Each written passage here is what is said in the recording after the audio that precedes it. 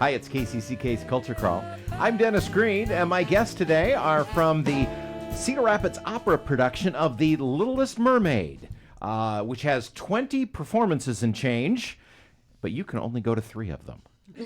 But we'll explain that as we go. First off, I want to welcome all these great singers and actors to KCCK. Juan, hi Juan.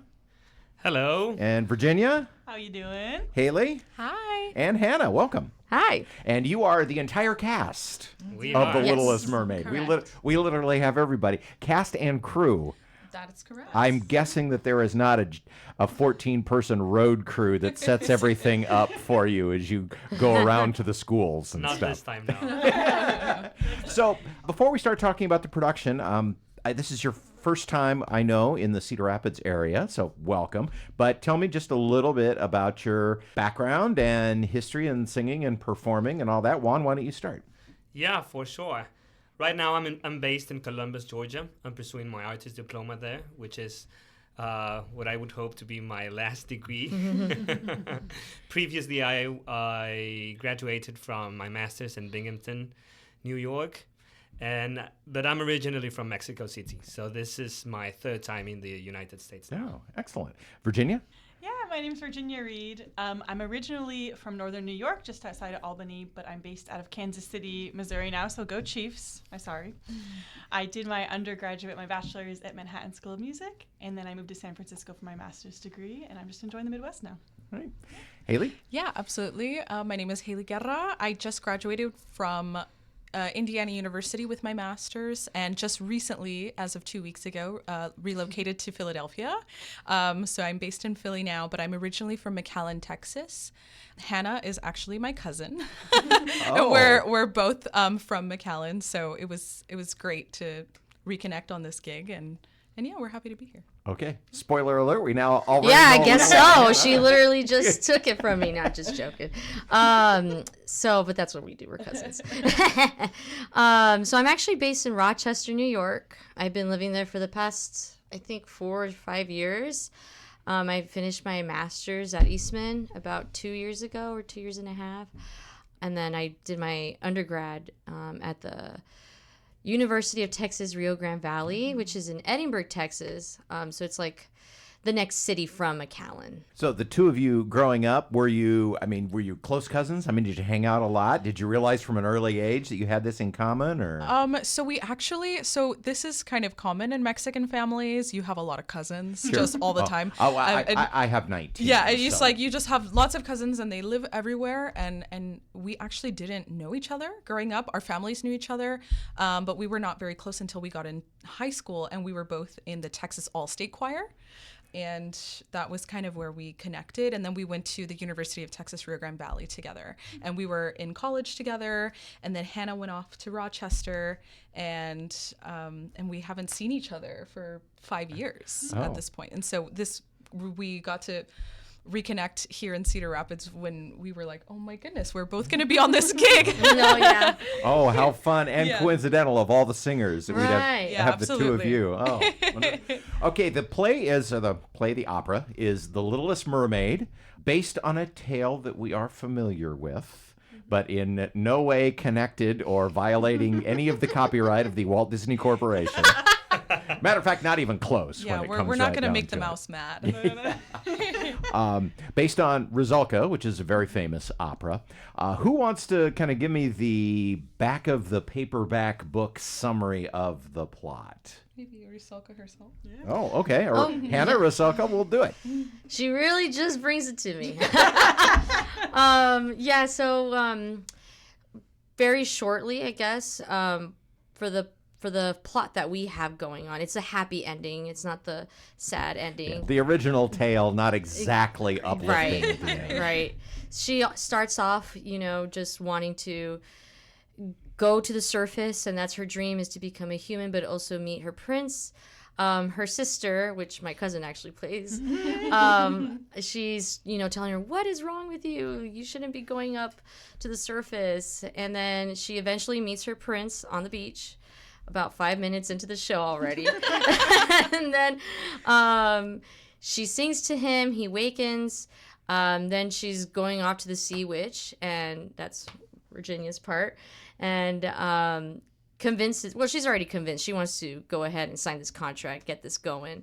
But in exchange, she has to give her voice for 3 days. And so the plot is that the witch, she wants to conquer the kingdom. And so she meets the prince. Rusalka meets the prince about 10 minutes or 15 minutes into the show. And then, like, they're playing tag, you're it. And then there's a bit where Haley's now the prince's sister. This is a little convoluted. You have to work what you have to work with. Small cast, multiple roles. Exactly. And then the witch comes out and she's like, hey, I have the voice. I'm the one that sang to you. And I can't really do much because, I don't have my voice. Can't talk. And then he falls for it, is bewitched, I guess. And then there's like this standoff, this dance off, and then, yes, very much.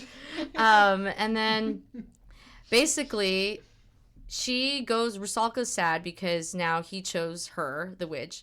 She goes back to the water. She's back to a mermaid. And then he comes back saying, where's Rusalka? Like, he's no longer, bewitched. And she's out in the water saying, I'm right here. And then they have a true love's kiss moment, and then she becomes human again, and then the witch comes back trying to sabotage what they've found in true love, and then their love basically conquers it, and so the witch is back in the sea, and everyone's true happy. love wins out. And true love wins. Juan, as the prince, you of course have that important role. Tell me about other youth productions that you've been involved in. What's different between performing for kids versus performing for adults or a mixed audience?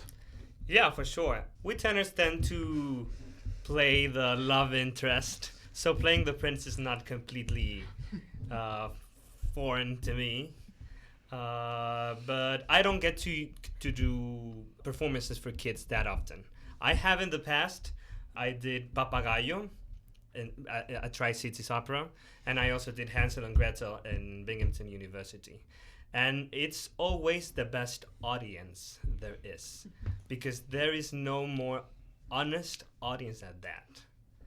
If adults would behave like that, I think everything would be much clearer. Virginia, Haley, you have some children's theater experience, yes? Mm-hmm. Yeah, absolutely. I was really lucky to get to work with Opera San Antonio last summer, and we did a children performances of outreach for their mariachi opera that they premiered last fall, which was Cruzar la Cara de la Luna. And truly, like Juan said, they're the best audience. They're the most honest, and they're just so much fun. And that's something that you don't really get to have a lot of all the time when you're on stage and in operas. I mean, of course, there's always the costumes and the lights, but a lot of the subject matter is always really somebody dies or somebody's gone, and so when you're doing it for kids and they just have that genuine love for music and the reaction, it's really a special moment for you as a singer. Virginia, as the villain. Now, everybody, when they go into, when they think about doing a play or anything, always wants to be the hero, but the villain always has the best part. Absolutely. So tell me about your opportunities to chew the scenery as the sea witch. Absolutely. I mean, I think it is so cool. Obviously, the kids haven't seen this Littlest Mermaid, but they have some context.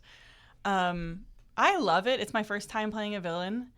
But even just to watch them pick up on things so quickly, like they'll hear what is kind of the Sea Witch's theme music before I even come out on stage, and they start booing, and it's cool just to watch how quickly their minds work and how much they're able to appreciate that. But I think it's a blast. You don't have to, appeal to the crowd quite as much. I think, like you said, you can really just work with what's on stage and just have fun. So I'm having a very good time.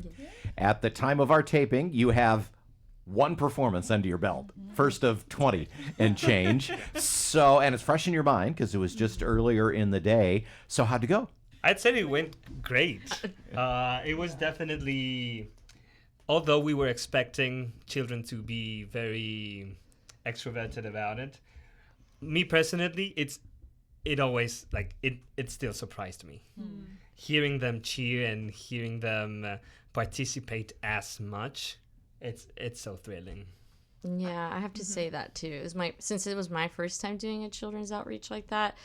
Like the first time I came on, I was like, Rusalka, that's my name. And they're like, whoa, they already love it. And I'm like, it was just so heartwarming. Yeah. And I feel like that ties into too, the first question about how do kids behave as an audience.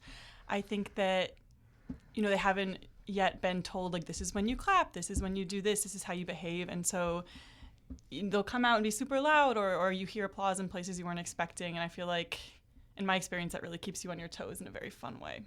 And I think it's also really important to realize that we're training the next generation of artists and instilling all of that really wonderful music in them. And I think them having the reactions to that now will help them as they grow older. I have talked to so many musicians and artists of all different kinds who can very often point to a performance and experience something from first, second, or third grade that set them on the path. Yeah, absolutely. And we were talking to our director and she was, telling us, you guys remember when you saw children's operas when you were a kid, and me and Hannah can't relate. Our closest opera house was 4 hours away from us.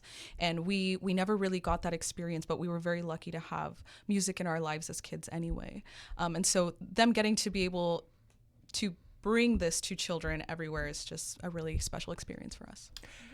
The cast is doing 20 performances of The Littlest Mermaid. Most of them you can't go to because they're at school, unless you're a school volunteer or something. But there are some public performances that people can come to. There's one on October 4th at the Cedar Rapids Public Library, then the next day, the 5th, at the Iowa Children's Museum, and then you perform outdoors on the 12th on the Kingston Yard Stage. Do you how many have you done a lot of performing outside? What's it going to be like trying to do this outdoors? You just got to rely on your technique. That's all. Yeah. If people would like more information about any of these performances, you can visit the Cedar Rapids Opera website, cropera.org. And again, the performances on the 4th, the 5th, and the 12th are at the Cedar Rapids Public Library, the Children's Museum in Coralville, and the Kingston Yard Stage. Well, I know that you literally are between shows, so thanks for stopping. Thanks for stopping by. You've got another show in a little while. Really appreciate you coming in and telling us more about this. Welcome again to Iowa, and boy, have fun on your show run. Thank you so much. You can hear the Culture Crawl live on the radio most weekdays at 10:30, on demand at kcck.org/culture, or subscribe using your favorite podcast player. Watch our videos on the KCCK Facebook and YouTube channels. Our producer is Lydia Kilgore. The Culture Crawl theme is composed by Vivian Shanley. I'm Dennis Green, and I'll talk to you later.